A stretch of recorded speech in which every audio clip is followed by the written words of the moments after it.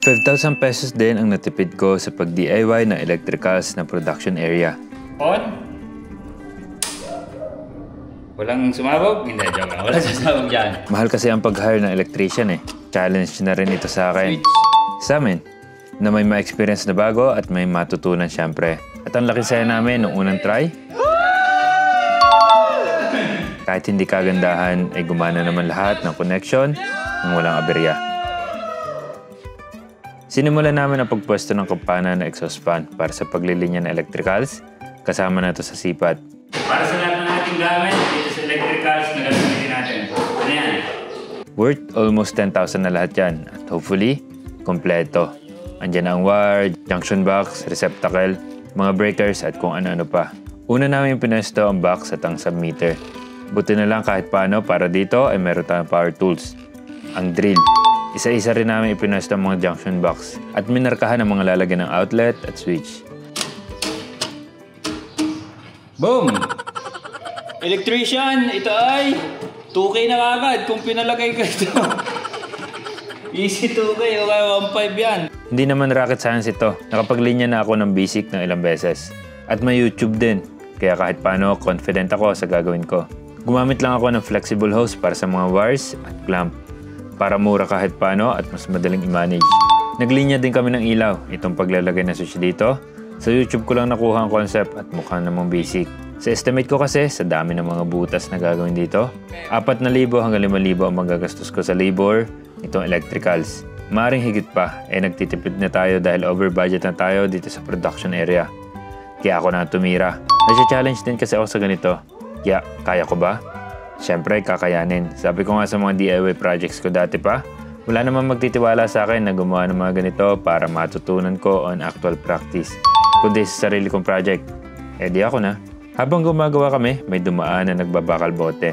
Binenta ko na ang mga gamit din sa gilid-gilid na nakakalat lang. Pang merenda ba? At naka 238 pesos din kami. Magpapansit kami mamaya, dadagdagan na lang. Ipinwesto na lahat ng mga switch, outlet, junction box at ilaw para masukatan na ang mga wires at flexible hose. Para isang bilihan ng mga kulang kasi kinulang pa yung unang batch. Mga 40 meters pa ng wire ang kulang at 10 meters ng flexible hose. At yung medyo nakakaba, yung sa linya mula sa main natin, gauge 10 ang ginamit natin ng wire para mas makapal. Magandang brand din ito. Inabang lang namin yung wire sa labas pero huli pa namin ilalapat yan once tapos na tayo sa loob. Ito, katas ng bakal bote! Sinara pa namin merenda at para mas gumaling maglinya.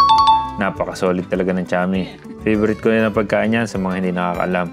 Ako ang naging master electrician sa project. Ang mga labor ko, sila nagko-connect ng mga kailangang i-connect at i-assemble. Nagtulungan kami, syempre with my guidance. Magagaling naman sila sa mga practical na gawain, kaya naging easy. Medyo may mga inefficiencies kami, pero tingin ko given na yun dahil hindi naman kami expert dito. At habang tumatagal, nagmumukhang training center ng Meralco itong production area dahil ang daming wires. Pero ganun ang kinalabasan eh, siguro may access sa wire ako sa linya. Pero ang inisip ko na lang, kung ano ang abot ng aking utak at in-ensure na walang short circuit na magaganap dito. Inabot pa kami na kinabukasan, kasi naman may nasira kami na outlet, na durog at kulang na rin sa oras.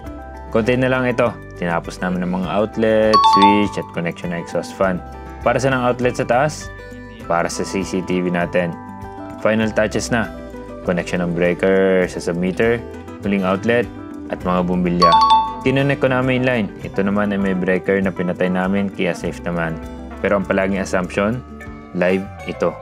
Kaya gagawin na lahat para walang dalawang wire mag-connect at walang lalapat sa akin na talop na wire. Binuhay ang breaker na main sa poste. Goods, wala namang nag-short. And then ang mga breaker para sa loob ng production area. Wala namang kakaibang tunog at amoy. Unang try.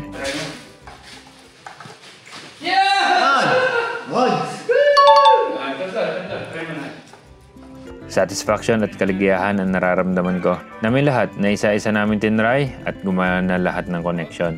Try natin! 1, 2, 3! Bali lang yung ano ko kanina. Okay, exhaust! Yo!